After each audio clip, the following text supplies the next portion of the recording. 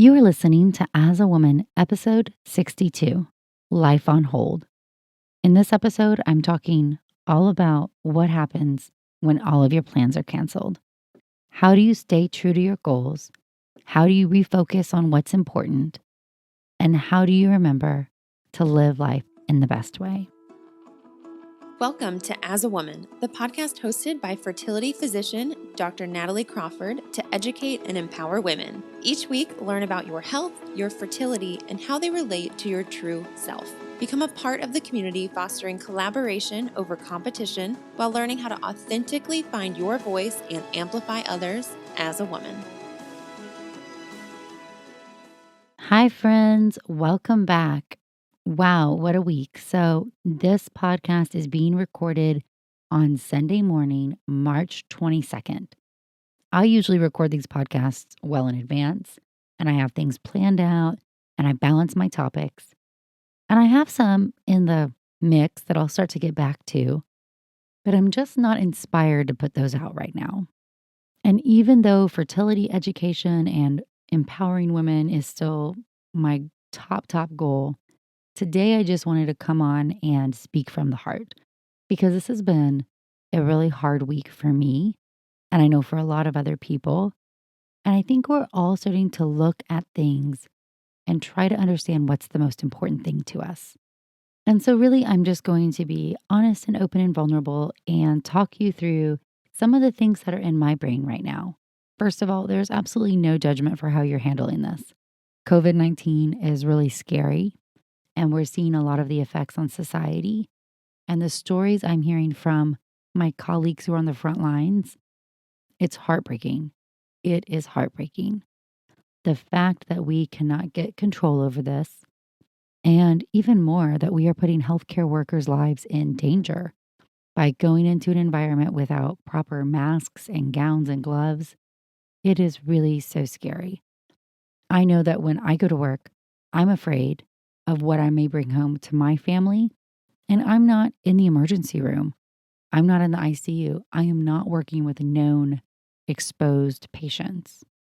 But I think what we've all realized is some of the newest data showing that asymptomatic people can definitely have the disease and can be carriers. They can be vectors.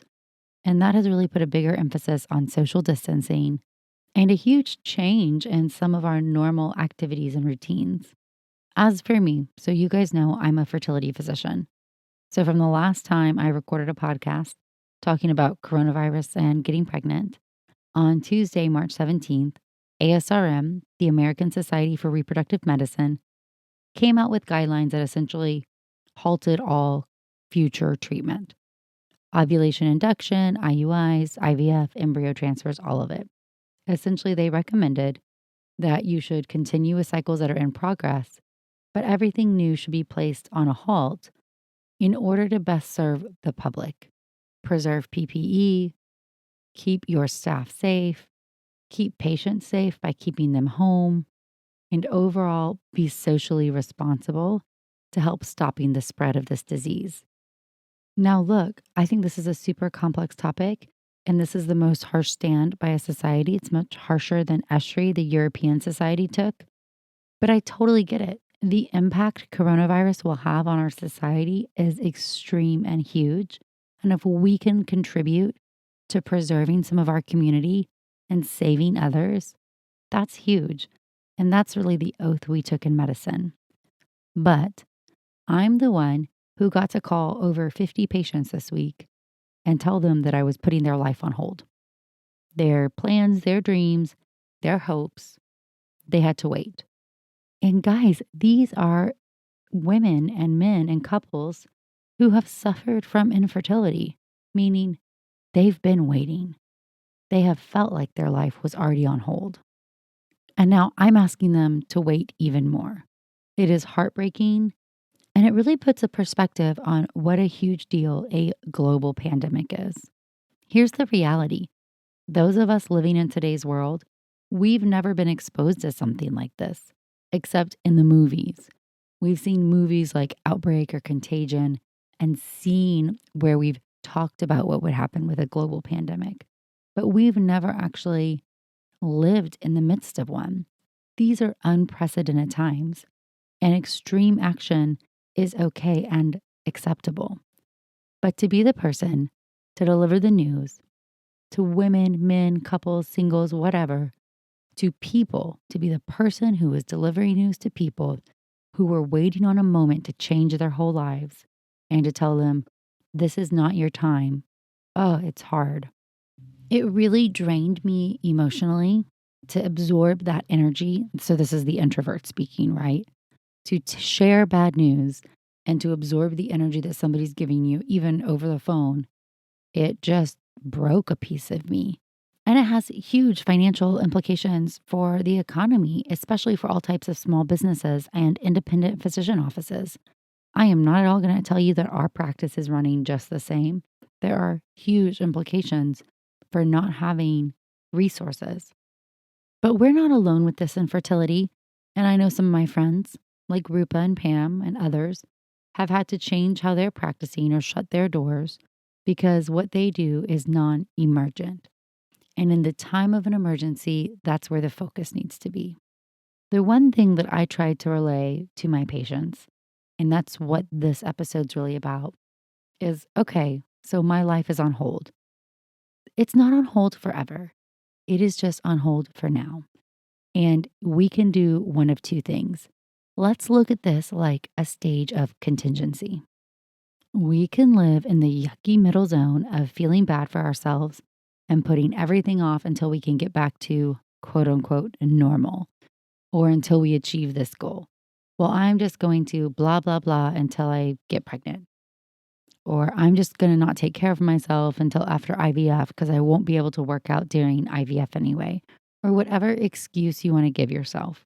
One, it is okay to feel sorry for yourself. In fact, you should let your emotions show. I sobbed Wednesday night after I talked to the bulk of people because it just hit me so hard. And I cried at the grocery store yesterday. Isn't that embarrassing? Because it's just not the way I want the world to be. Yet I don't get a say in that. It is the way the world is right now. So I cried, and that's okay. So, number one, acknowledging your emotions is important and needed. And remember that vulnerability and sharing these emotions is strength and not weakness. These are hard times. Being true to how you feel about them instead of burying and hiding it inside, that's actually really good for you. So, whether it's alone or you share it with somebody, I don't care. But I believe that in this period of putting our life on hold, we are all feeling something inside. And whether it is fear, anxiety, sadness, you need to let some of that out. So, homework number one, let some of it out. I'm going to try to tell you all to find one person. It can be me. You can send me a message, your friend, your mom, your partner, whoever, and let them absorb some of your energy. Sometimes you gotta let somebody help you carry the load. And these are hard, hard times. So I really need you to let your pride down and not be afraid to be vulnerable and let somebody else wrap their arms around you. Even if it's virtual, because it should be, unless there's somebody who lives in your house, let them wrap their virtual arms around you, hold you tight, and say, I know how you're feeling. I'm going to validate these feelings because it sucks right now. So, homework number one, you must share part of how you're internally feeling. Homework number two is I want us to get over feeling sorry for ourselves because we're not in this boat alone. This is not just happening to us. We are not being targeted. Whether you canceled your vacation, your kid's not having a birthday party, your nanny quit because you're a doctor, you're having to put your fertility treatments on hold, your surgery got canceled, whatever's going on in your life, something's going on. So, number two is to stop feeling sorry for yourself. So, I know that sounds funny because I just said, let all your emotions out. You got to do that first. But number two is you got to stop dwelling in all the things that are not going to happen because they are not going to happen. So, you are going to take out a pen and paper or maybe that life planning document on your desktop if you're like me, but you're going to find some place to write it all out. You are going to emotionally purge all of those feelings. And what I specifically want you to do is make a huge list of all the things that are not going to happen because we have to acknowledge them and accept where we are. So my list would say things like not speaking at some meetings, not throwing Pinnacle Conference in Hawaii, Families in Medicine, that I was so looking forward to, not going to my cousin's wedding. My kids are not finishing the school year. My daughter may not have a birthday party. I was nominated for an award that I'm probably not going to be able to go to the ceremony for. It's probably not going to happen. I am not helping my patients achieve their dreams right now, breaking their hearts. We may put Pinnacle December on hold. So there's a lot of really big things that I'm excited about and was looking forward to that are not happening. In addition to the little things that really keep me going. Friday night happy hour, you guys know how we get together with our neighborhood friends, drink some wine, eat some Thai food. That's not happening. My kids, Rhett just started T-ball. That's gone. Campbell was taking piano. Gone. Anyways, these are little things that in the scheme of life, they're just things. They're just moments or events, opportunities to get together, milestones that were going to happen. And you know what? As long as we have our health and we have each other, we're doing okay.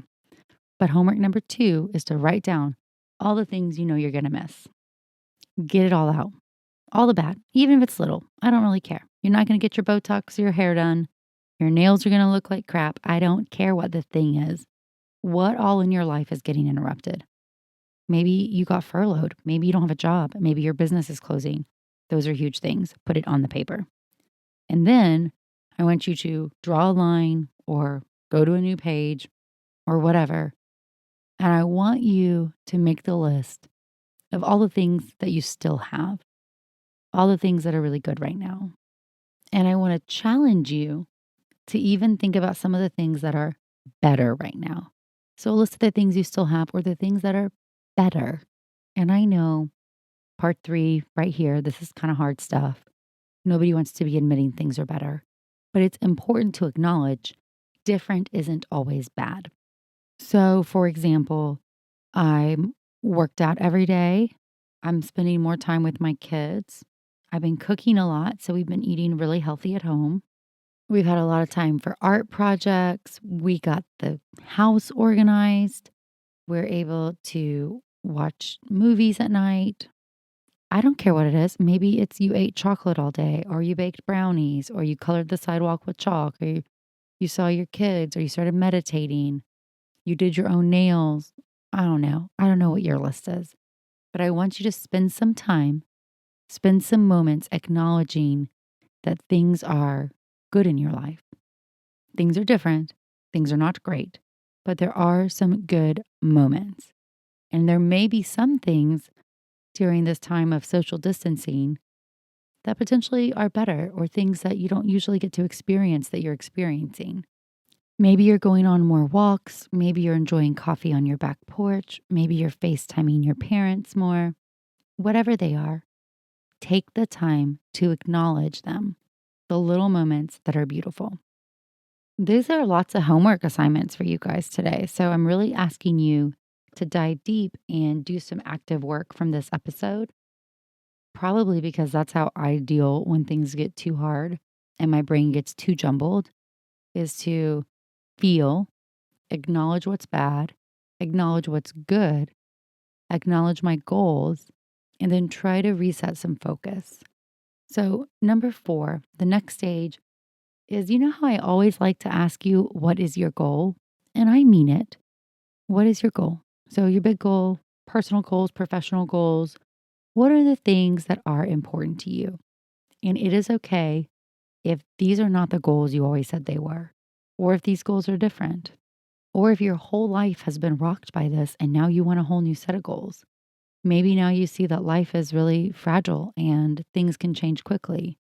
And your new goal is to figure out how to work part-time or how to get in the best health of your life or to stop drinking or to make some other huge change or to move back home and get close to your parents or to go into the medical field or to change gears and change fields. or to start a YouTube channel or to write a book. I don't know. You've got to have some goal. And I want you to say, pretend like you've never said them before, and maybe you haven't. What is your goal? What in this time of uncertainty, in the big picture, if you said, hey, I may not live forever. I mean, I won't live forever. And my life potentially could change at any moment. What is it that would help give me meaning? And what is it that would make me feel happy? What is it that I want to accomplish? What are my goals now? Are they my same goals or have they changed? So, those of you who know me know that my goals are to empower women with education. And those are still my goals. I have really tried hard because I've been uninspired. I've been really uninspired to come on and say, this is how you get pregnant in such a time of uncertainty. But I still, at my core, believe that women should have autonomy to understand their bodies and they need to make choices that are right for them. And so I'm refocusing on how I can push out more educational content because it's really important to me. And trying to do that from a place of inspiration with thoughts like, in uncertain times, knowledge is power. Maybe you aren't freezing your eggs because your clinic's not. Maybe you're not trying to get pregnant because you want to ride it out. Maybe you decide because you're not trying right now, you're going to go plant-based. You're going to stop eating meat. You're going to learn how to cook. You're going to get in shape. You're going to run around your neighborhood. You're going to learn how to paint. You're going to write the book. Whatever. I just want to say there are still goals that you want to accomplish, and maybe they have changed, and that's all good. So if you are not focusing on what your primary goal was, huge goal, I'm going to use fertility for example. I want to become a mom and have a family. And you and your partner decide this is not a good time. Maybe you say, I'm an ICU nurse or I'm an ER doctor, or I'm just a little scared of what the world is right now, or my job is on the line, or I've been furloughed. Maybe we just shouldn't have a kid right now. You know what you can do? You can develop a better relationship with your partner or your friends and take care of your body and eat compassionately and learn about your body so that when you are ready, you are armed with all the information and you are ahead of the game. So I want you to think about how you can utilize this period of different for you. And I'm not saying you have to change the world, and I'm not saying you have to accomplish big things. Maybe what you need to do is say, I work a really stressed out job, and I'm not going to worry about homeschooling my kids for a few weeks, and I'm not going to worry about working out every day. But instead, I'm going to get up 30 minutes earlier and have my coffee alone and journal. You don't have to change the world right now, but what you owe to yourself is to not fall into the pit. What you owe yourself is understanding that your life still has meaning and purpose. And this is going to change us all. This is going to change us all. This experience will change every one of us. I mean, will we shake hands again? Will we give as many hugs? I mean, I really hope so because I'm very huggy. But maybe we start living life in a more careful way. Maybe we really, hopefully, let's hope all of America has learned that we need to wash our hands for 20 seconds with soap and water, okay? Gone are the days of just putting your hands under the faucet with water and drying them off real fast. So at a minimum, you've learned that your world will be different. But I'm saying that it is okay to say, what is my goal? And understanding that you still have goals that may be very different than what they were in the past. And how can I utilize this time, this different time, to set me up for success now that my life is on hold? Again, it can be as simple as spending some time for you. It can be as life-changing as going plant-based or learning how to cook, organizing your whole house, learning a new language, learning about your body. I really don't care. Your goals are not my goals. But there should be something that you can do in this time period that is helping you get closer to that goal. And the reason why that's important is that in times of uncertainty or in times of contingency, when we are waiting to get to that next step, Finding meaning in small things helps us persevere. So just like I talk about in the contingent life, if you're waiting to get to that next stage before you do something, I'm going to wait till this test is over before I get in shape. I'm going to wait until I move to start cooking. I'm going to wait until I have a kid to organize the closet. Whatever it is, you're just putting your life off further and further. And what this time period should show us more than anything is that life is fragile. A virus can come in at any moment and uproot the entire way of life that we know. That is powerful and meaningful. And that means that you need to make sure that you're living your life. Maybe it's in your home or your apartment. Maybe it is not at all. I know it is not at all how you thought it would be right now. And that is okay. But don't just keep putting off your goals until it's over. There are ways to get closer to your goal, even if your big goal is on hold. So figure out what that means to you. Set some intentions for the now and look really short term. The next week, I'm going to work out every day. Or the next week, I'm going to wake up and journal. Or the next week, I'm going to go on a walk by myself. Or I'm going to read a book with my kids. Or I'm going to call my mom. Whatever it is, it's yours to decide. But the last part of this, so part 5, you didn't know you were going to get a 5-part homework, is that you're going to figure out how in this time of uncertainty, you can make some change or some commitment to you so that you can stay true to who you are and you can keep persevering during these times of uncertainty.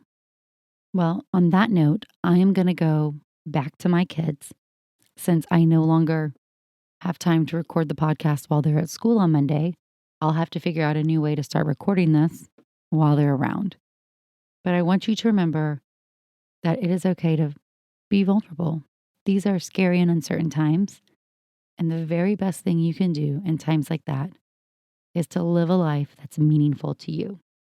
So if you'd like a recap on your homework, number 1, you're going to share your feelings raw and vulnerable, hopefully with somebody. Number 2, you're going to write down all the things that are on hold or that you're missing because of what's going on. Number 3, you're going to write down all the things that you still have or that potentially are better because of the right now. Number 4, you're going to acknowledge your goal, big overarching goal. What's really important to you? What would you love to achieve? And number 5, you're going to set some intentions or commitments. Maybe let's say 3 things or 1 thing, something that you can do right away that is going to help you stay true to who you are and get you a little bit closer to that goal when the time is right, if it's on hold right now. Friends, thank you so much for listening. I know your time is valuable and it is so meaningful to me to have you listening here. I love all of your support. I can't thank you enough. As always, you can follow me on Instagram at nataliecrawfordmd, the blog, nataliecrawfordmd.com, and the new YouTube channel, which is just a baby YouTube channel, but we already have 500 subscribers in just 2 weeks. So I'm pretty excited about that. Those of you who like video, go over there. If you've never watched a video in your life, go over there anyway.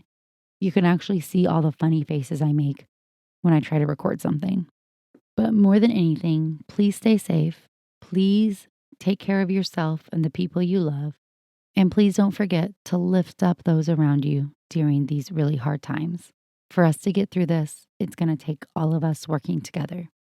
Stay home. Be safe.